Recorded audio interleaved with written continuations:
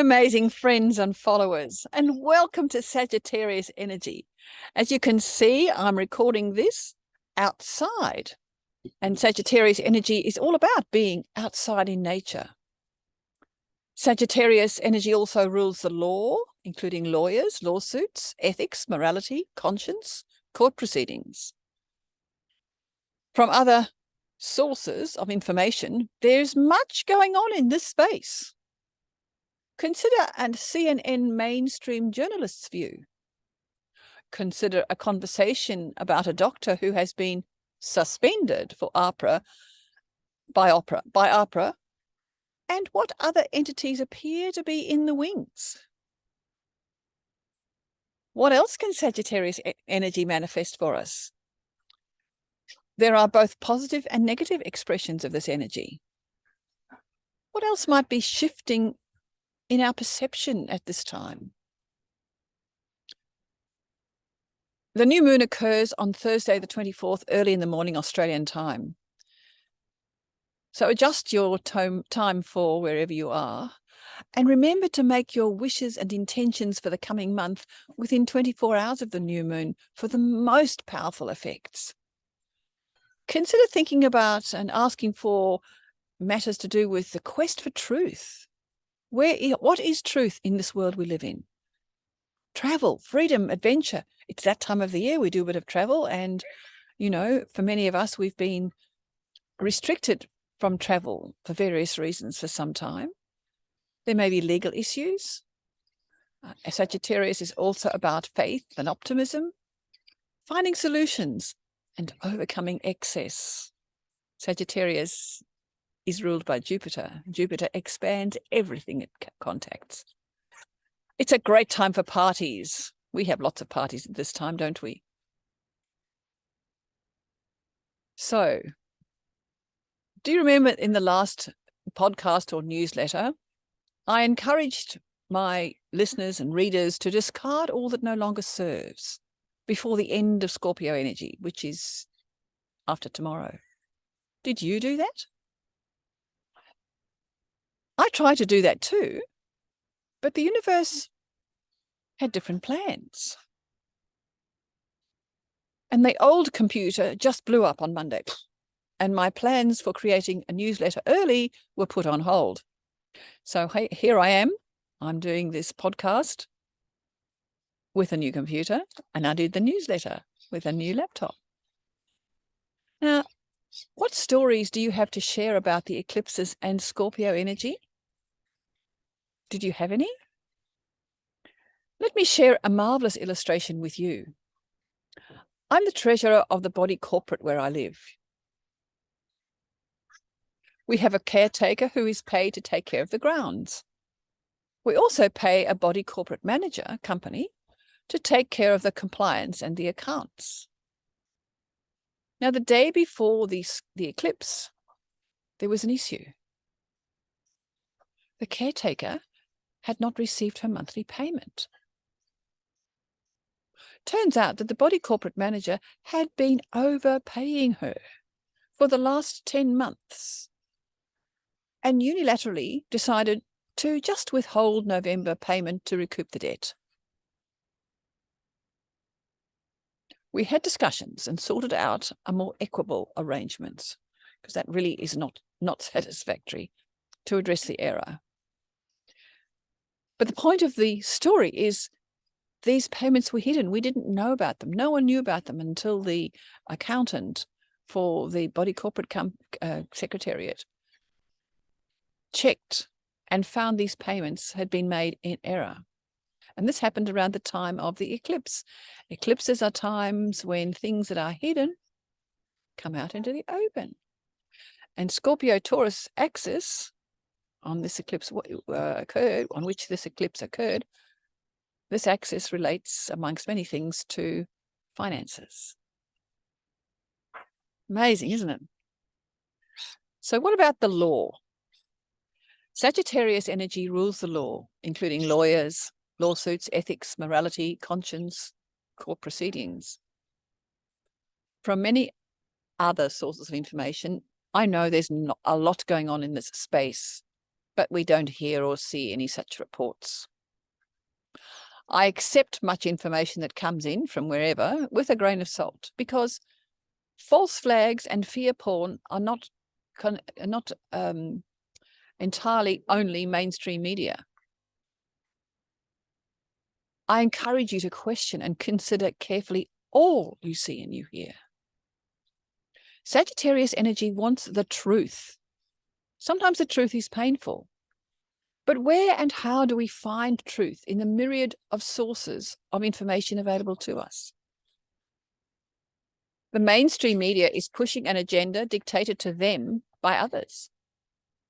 Check out the story by Jason Shirker. I'll put the connection in the notes.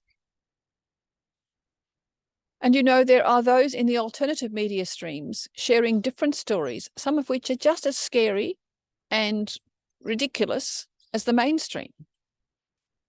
However, we need to have our minds open to all possibilities. And ultimately, we need to go within and consider all the information and make our own decisions. Now, Warren Black, whom I've previously mentioned, has interesting views about our currency and the currency reset. He is keen to educate us about various options. And he claims people are enslaved through ignorance and lack of knowledge. In this commentary, the links for which I've put in the notes, he claims that the Australian Commonwealth Government is a registered corporation in the USA. Really? He mentions, and I've heard this elsewhere, that global governance rests in Washington. The global economy is managed by the City of London, a very specific area of London, and the religious governance emanates from the Vatican. These claims are particularly pertinent to major countries in the Western world. And much of this information, according to Warren, is derived from Blackstone's Legal Commentary, a publication which he claims is difficult to obtain. How amazing that a publication with valuable and interesting information that does not concur with the mainstream agenda is difficult to obtain. Censorship? Oh, no, not really. And then I ask many questions about our legal system on which we rely for justice. I have mentioned before that to some extent, the law is a game. How many senior members of the legal profession are compromised? We would never know that unless we went digging. But it's not hard to find. However, I'm not the researcher. I'm just pointing the stick. Dr. William Bay from Queensland has been suspended by AHPRA, AHPRA, as have many ethical medical practitioners, as he's considered a serious threat to the public. According to him, he has not been found guilty nor innocent of the many charges laid against him in relation to the administration of COVID vaccines. And he has some very interesting claims about the constitutional legality of AHPRA, a bunch of folk who dictate to the medical practitioners of all states the rules under which they are allowed to practice medicine. What happened to the Hippocratic oath they may have taken to keep their patients safe? Apparently, it's all about keeping the public safe. Really? And you keep the public safe by doing other things to your patients? Not adding up for me. What about you? In this video, William Bay talks about a potentially more concerning bunch of folk in a group called AHPRA, Australian Federal Relations Administration, set up by Scott Morrison in May 2022 as a form of shadow constitution with powers to operate secretly. I thought Pluto was unveiling all this secret stuff. I understand also that Morrison has had no constitutional power to set this up, and that there's been much legislation approved over the last few years which does not accord with the Australian Constitution, and which was framed in the first place to protect the people. While what William has to say is alarming and anything is possible in the next year or so, the astrology gives me much hope that the power is actually with the people. Uranus in Taurus, a similar place to where it was during the French Revolution, where, the people deposed royalty within days. Pluto is the autocratic power and control energy coming from above, control down energy. And it moves briefly into Aquarius in April 2023. And again, this is the energy of the masses, the people. Pluto will go back into Capricorn until 2024 and finally will stay in Aquarius for, I think, 10 or 15 years. So we're moving towards a very different world. A brilliant astrologer whose work I follow, Pam Gregory, has this to say about the planetary energies and how they relate to us. I found this in her book. You don't really believe in astrology, do you? One of the biggest changes will be our understanding of quantum reality and how we can change our reality by simply changing our thinking, which then changes our emotional frequency, and that then draws different experiences and on that frequency towards us, which are wanted rather than not wanted. This is currently understood and practiced by a minority of the population, but will become more widespread as Jupiter and Saturn form their repeated conjunctions in air signs, representing the intangible, thought, and ideas. This is a quantum leap in our evolution, not just a gradual progression.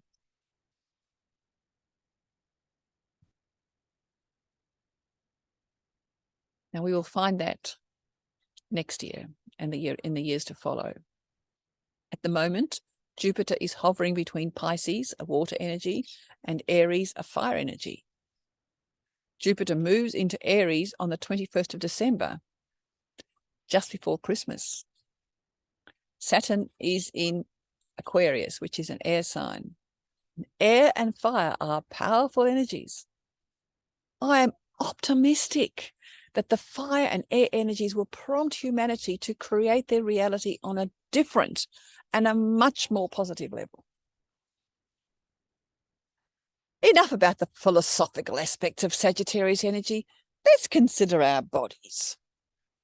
In Sagittarius, hips are the focus. So keeping our hips mobile is very important. Walking is an ideal exercise for much more than just the hips.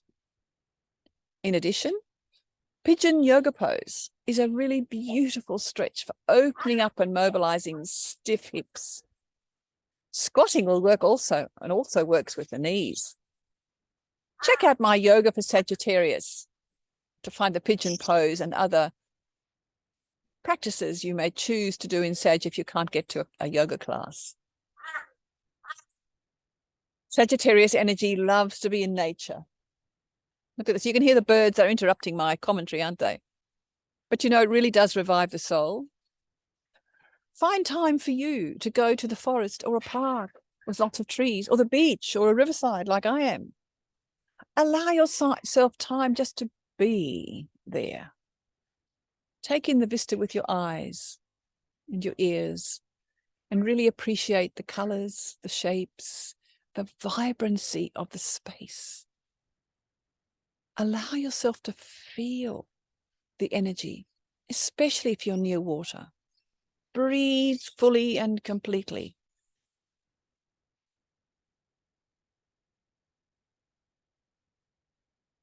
And notice how your whole being feels after your experience. It does not need to be hours. Even 10 minutes will revive the soul. Remember, we're all nature beings. All energy has both a positive and a negative expression. Sagittarius folk are renowned for speaking the truth as they see it, with no ill intent. But the way it is received is often felt as negative. You said something to hurt me. I didn't mean to hurt you. This is how I see the truth. So be careful how you phrase your words so your communication is not received as blunt or aggressive or self-righteous. Sagittarius people love to learn, and the learning can often produce a false sense of assumptions and sense of righteousness. So if this may be you, just breathe and settle. And remember, don't be a Pollyanna and just expect everything to be rosy and beautiful, because it isn't always. And remember, don't always block uncomfortable realities. Often that's what you need to do, what you need to work with to evolve. And always remember to breathe. Always when I teach yoga, I work with what we call full yoga breathing. And if the class is familiar with that technique, I may vary it with some others. Now, I've been teaching the full yoga breathing in my chair yoga class for several months now. And last week, one of them came up very close to me and confided that she'd recently had a dental procedure. And she remembered my full yoga breathing and reported that she engaged with that technique while the dentist was working on her mouth. She was very pleased with herself, as she claimed it made her feel calm throughout the procedure, and the dentist was very impressed with her control. My students have wonderful stories. Do you practice full yoga breathing? I have a YouTube class on that if you're interested. We are living in very interesting times, friends. The energy is changing all around us. We will manifest what we focus on and what we think about. So keep seeing, feeling, imagining the world as the world that you would like to inhabit. Remember that we can't control what happens to us, but we can control our response. Keep breathing deeply.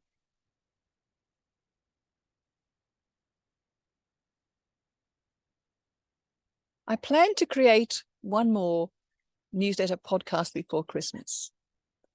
And that depends on how adept I become at navigating this new system and how much time the universe or I organize for myself. In the meantime, enjoy the new moon in Sagittarius, which occurs on Thursday the 24th. And we look forward to the new moon in Capricorn on the 23rd of December. Take care, folks. And that's all for now.